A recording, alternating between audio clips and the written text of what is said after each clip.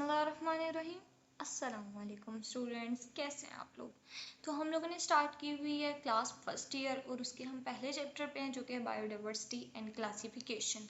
Last video में मैंने आप लोग को इसके फर्स्ट चैप्टर का इंट्रो, 5 किंगडम क्लासिफिकेशन, डोमेन्स की क्लासिफिकेशन, ये सब कुछ एक्सप्लेन किया था। और हमने ये देखा था आर्किया और बैक्टीरिया की सेल मेम्ब्रेन में क्या क्या डिफरेंस है। एक में ब्रांच चेन फैटी एसिड होते हैं और दूसरे की सेल मेम्ब्रेन में अनब्रांच फैटी एसिड्स होते हैं। अब नेक्स्ट हमारे पास डोमेन आर्किया की कुछ और यूनिक फीचर्स हैं जिसे हम इस वीडियो में देखेंगे। और मैंने आप लोग के लिए कुछ क्यूट सी स्लाइड्स बनाई हैं, इसलिए मैंने थोड़ी सी लेट वीडियो अपलोड की। अगर आप लोग को ये स्टाइल ज़्यादा अच्छा लगता है, इससे ज़्यादा अच्छी समझ आ रही है, क्योंकि बहुत सी ऐसी वीडियोज़ है यूट्यूब पर आप लोग लेक्चर लेने जाते हो और वो एक ऐसा है कि ये होता है और ना बंदे का पढ़ने का दिल कर जाए। तो इसलिए अगर मेरी ये छोटी सी एफर्ट अगर आप लोग को अच्छी लगी है तो प्लीज़ कमेंट करके ज़रूर बताइएगा। अब हम लोग स्टार्ट करते हैं अपनी डोमेन आर्किया के यूनिक फीचर्स। तो सबसे पहले हम लोग के पास सेल वॉल की कॉम्पोजिशन। अब यहाँ पे देखिए मैंने यहाँ डोमेन बैक्टीरिया डोमेन आर्किया के बारे में भी लिखा है कि उसकी सेल वॉल में क्या क्या चीज़ें होती हैं और कौन कौन सी चीज़ें नहीं होती। डोमेन आर्किया की सेल वॉल के अंदर पॉलीसेकेराइड्स होते हैं और प्रोटीन्स होती हैं। और यहाँ पे आप एक और चीज़ मेंशन कर लीजिएगा कि यहाँ सूडो पेप्टाइडोग्लाइकन्स भी प्रेजेंट होते हैं इनकी सेल वॉल में। नेक्स्ट है हम लोग के पास डोमेन बैक्टीरिया की सेल वॉल में क्या होता है, यानी थोड़ा सा कंपैरिजन भी आ जाएगा कि डोमेन बैक्टीरिया की सेल वॉल कैसे बनी होती है। वो बनी होती है पेप्टाइडोग्लाइकन से। पेप्टाइडोग्लाइकन मीन्स है यहाँ पे अमाइनो एसिड्स और शुगर से मिलकर बैक्टीरिया की सेल वॉल बनती है। नेक्स्ट है यूकेरियोट्स। यूकेरियोट्स में देखिए हमारे पास एनिमल्स भी हैं और प्लांट्स भी हैं। एनिमल्स के सेल में सेल वॉल नहीं होती, जबकि प्लांट्स के सेल में सेल वॉल होती है और वो बनी होती है सेलुलोज से। ठीक हो गया, यहाँ पे हमारा ये डिफरेंस भी क्लियर हो गया। नेक्स्ट है हमारे पास जेनेटिक डिफरेंस।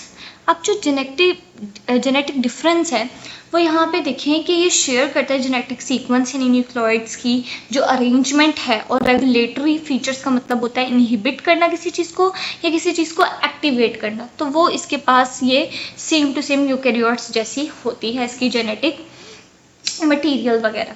नेक्स्ट है मेटाबॉलिज्म। इसका थर्ड पॉइंट है इस वाले लेक्चर में। इसका थर्ड पॉइंट मेटाबॉलिज्म है। मेटाबॉलिज्म क्या होता है, एक सेल में जितनी एक्टिविटीज़ हो रही होती है उसको हम मेटाबॉलिज्म कहते हैं। और आर्किया का बहुत यूनिक फीचर ये है कि ये मीथेन की प्रोडक्शन करता है, इसलिए हम इसे मिथेनोजेनेसिस कहते हैं।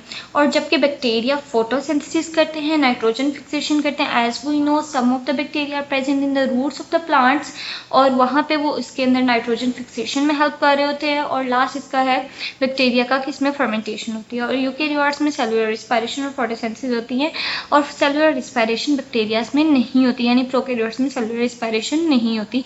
ये भी एक डिफरेंस याद रखिएगा। अब हमारे पास कुछ है मेजर ग्रुप्स ऑफ आर्किया। अब ये भी एमसीक्यूज में आ जाता है और इसकी एग्जाम्पल्स भी आ जाती हैं, तो आप लोगों ने ये अच्छे से याद कर लेना है। हमारे पास मेजर ग्रुप्स कौन से हैं, एक तो मीथेन प्रोड्यूस करने वाले, दूसरे हैं हेलोबैक्टीरिया, तीसरे हैं थर्मोकोकाई, और लास्ट हमारे पास थैमरहोयोटा। अब यहाँ पे वो कहते हैं हेलोबैक्टीरिया जो है ये live in extremely slime environment, यानी कि जो सॉल्टी इन्वायरमेंट है वहाँ पे ये वाले बैक्टीरिया पाए जाते हैं। जबकि जो दूसरे थर्मो मीन्स यहाँ पे थर्म हीट के लिए यूज़ होता है, जो कि हॉट इन्वायरमेंट में रहते हैं। और लास्ट वाले हमारे पास नाइट्रोजन साइकिल में इन्वॉल्व होते हैं। अब हम नेक्स्ट अपनी डोमेन स्टार्ट करेंगे जो कि हमारे पास कौन सी थी, डोमेन बैक्टीरिया। अब डोमेन बैक्टीरिया जिस तरह आप किसी भी यूट्यूब की वीडियो देखते हैं, यूट्यूबर की वीडियो देखते हैं, आपको सबसे पहले बताता है कि वो ताल्लुक कहाँ से रखता है, वो क्या कर रहा है, वो क्या नहीं करता। हमें पहले ये जानना है डोमेन बैक्टीरिया वाले जो बैक्टीरिया हैं इनकी किंगडम कौन सा है और ये बेसिकली है क्या। Domain bacteria as you know 5 kingdom classification system में हमारे पास 5 किंगडम है, उसमें से जो पहला किंगडम ओनेरा है उससे ताल्लुक रखता है, और दूसरा ये प्रोकैरियोट्स है। तो आप लोग यहाँ देख सकते हैं कि बैक्टीरिया के अंदर कोई भी डिफाइंड न्यूक्लियस प्रेजेंट नहीं है। इसका मतलब इसमें लैक ऑफ न्यूक्लियस है, यानी न्यूक्लियस इसमें ट्रू प्रेजेंट नहीं है, जो कि यूकेरियोट्स में एक डिफाइंड किस्म का न्यूक्लियस होता है, दरमियान में प्रेजेंट होता है। प्लांट्स में वो थोड़ा सा साइड पे हो जाता है, क्योंकि हमारे पास दरमियान में उसमें वैक्यूल प्रेजेंट होता है बहुत बड़ा प्लांट्स में, जबकि एनिमल्स में दरमियान में अच्छा खासा में न्यूक्लियस नज़र आ रहा होता है।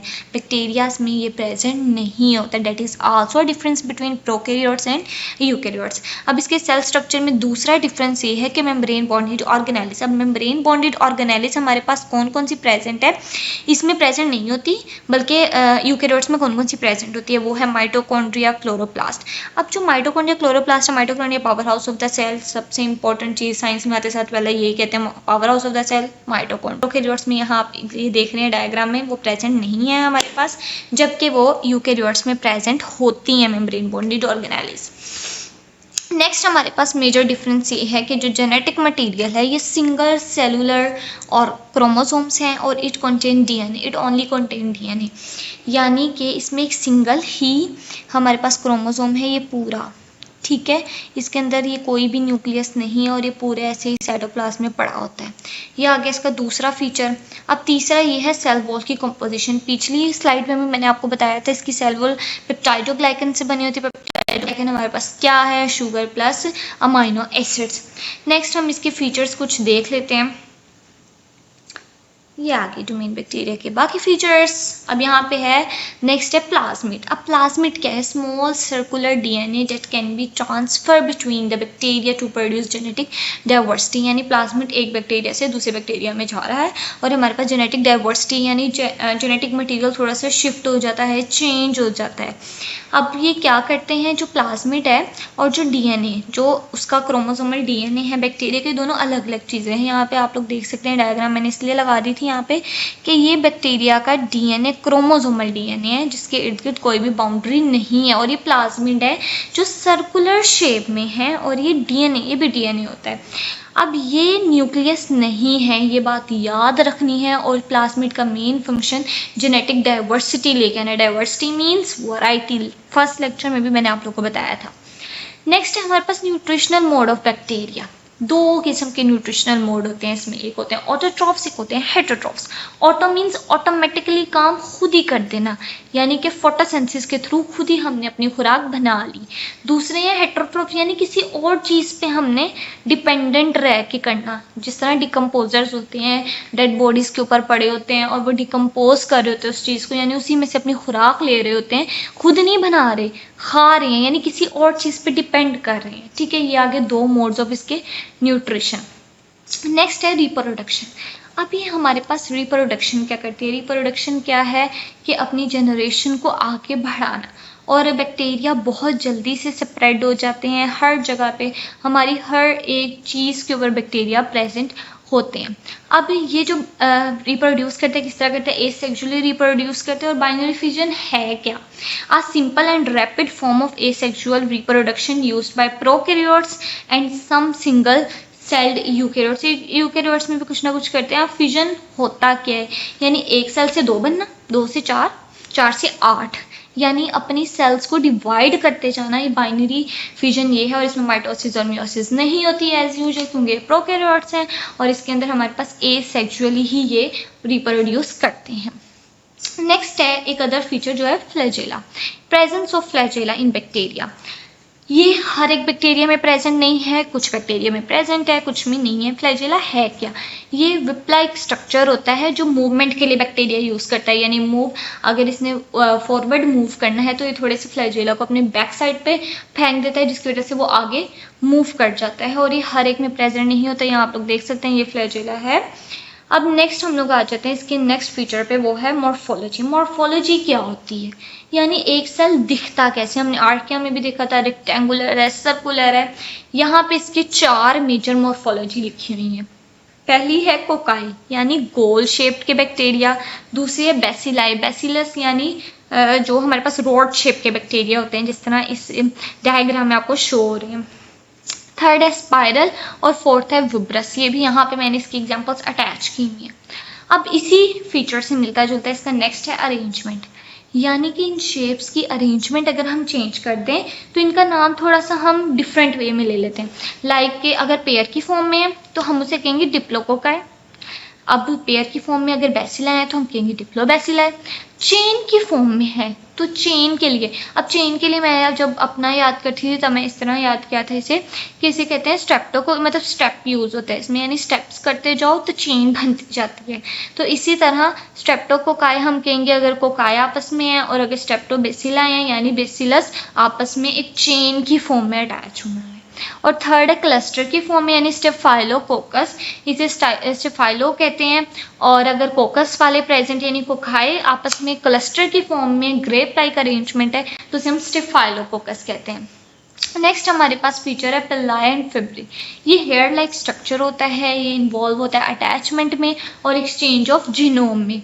यहाँ पे आप देख सकते हैं ये इसके अंदर वैसे कोई इतना ज़्यादा डिफरेंस नहीं है, दोनों एक ही कभी कभार हम कह देते हैं और कभी कभार हम इसमें थोड़ा सा डिफरेंस भी ले आते हैं पिलाई और फिब्री में। नेक्स्ट है हम लोग के पास रिस्पायरेशन। अब रिस्पायरेशन किसके पास इतनी ज़्यादा डिफिजन है। अब पहला क्या है, ऑब्लिगेट एरोबस, यानी कि वो वाले बैक्टीरिया जो एयर पे डिपेंड कर रहे हैं और फिर अपने रिस्पायरेशन कर रहे हैं, यानी ऑक्सीजन को ले रहे हैं और कार्बन डाइऑक्साइड को निकाल रहे हैं। दूसरे ऐसे बैक्टीरिया जो ऑब्लिगेट एनारोबस हैं, यानी वो एयर पे डिपेंड नहीं कर। तीसरे है फैक्यूलेटिव एनारोबस, यानी कि वो एयर हो तब भी कर लेते हैं अपने फंक्शन परफॉर्म, अगर एयर ना हो तब भी कर लेते हैं। और उसके नेक्स्ट है हम लोग के पास माइक्रो एरोफाइल्स। ये वो वाले माइक्रो ऑर्गेनिजम्स होते हैं जो रिक्वायर करते हैं ऑक्सीजन को to survive and grow, but only at concentration significantly lower than the 21% found in normal atmospheric air, यानी कि थोड़ा सा अगर ऑक्सीजन का लेवल कम है तब ये सर्वाइव कर जाएंगे। नेक्स्ट है हम लोग के पास फर्मेंटेशन के जरिए, यानी फर्मेंटेशन के जरिए भी बैक्टीरिया रिस्पायरेशन कर सकता है।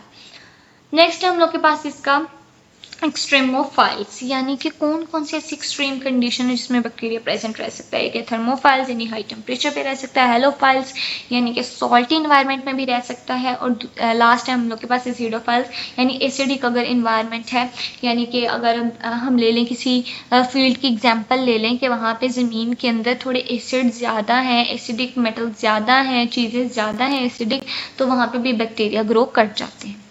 फिर है हम लोग के पास पैथोजेनिसिटी, यानी कि बैक्टीरिया हमारे पास कॉज करते हैं डिजीजेस, किसमें प्लांट्स में भी करते हैं और एनिमल्स में भी करते हैं, और बहुत ज़्यादा माइक्रोब्स इसी कैटेगरी में आते हैं कि वो ज़्यादातर टॉक्सिन ही रिलीज़ करते हैं। फिर हम लोग के पास ये यूनिक फीचर है सिम्बायोसिस, सिम्बायोटिक रिलेशनशिप, यानी कि दो चीज़ें आपस में मिलके या तो किसी एक को फ़ायदा होगा या नहीं होगा, या तो दोनों को फ़ायदा हो रहा अगर वो काम कर रहे हैं, तो इसके आगे दो कैटेगरीज बना दी गई, एक है म्यूचुअलिज्म और दूसरे है कमेंसलिज्म। म्यूचुअलिज्म में होता है म्यूचुअली यानी दोनों को ही बेनिफिट हो रहा है, और कमेंसलिज्म में होता है कि एक को बेनिफिट हो रहा है जबकि दूसरे को हार्म हो रहा है। यानी कुछ प्लांट्स ऐसे होते हैं जिसके ऊपर बैक्टीरिया अगर प्रेजेंट है तो या तो उसकी ग्रोथ अच्छी हो रही होगी, ठीक है, और साथ बैक्टीरिया को फूड भी मिल रहा होगा। लेकिन कुछ ऐसे प्लांट्स हैं कि बैक्टीरिया अपनी खुराक तो उसमें से ले रहा होगा लेकिन साथ साथ प्लांट्स को हार्म करेगा, उसकी ग्रोथ नहीं होने देगा, तो ये हमारे पास कमेंसलिज्म में आ जाएगा। फिर है हमारे पास मेजर ग्रुप्स ऑफ बैक्टीरिया, वो कौन कौन से हैं, वो हमारे पास प्रोटियोबैक्टीरिया है, और ये सारे सियानोबैक्टीरिया हो गया, स्पायरोकिट्स हो गया, एक्विफेस हो गया, ये हम लोग के पास सारे बैक्टीरिया के मेजर ग्रुप्स आ गए। और इसको भी आप लोग याद कर लीजिएगा, कुछ बैक्टीरिया के नाम हम लोग को आने चाहिए, कॉमन बैक्टीरिया कौन कौन से होते हैं, क्या फंक्शंस होते हैं उनके।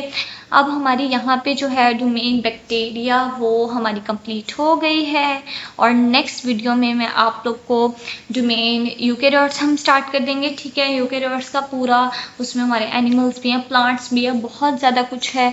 और अगर आपको मेरी वीडियो पसंद आई है तो मेरे चैनल को सब्सक्राइब करें, लाइक करें, कमेंट करें, शेयर करें। अल्लाह हाफिज़।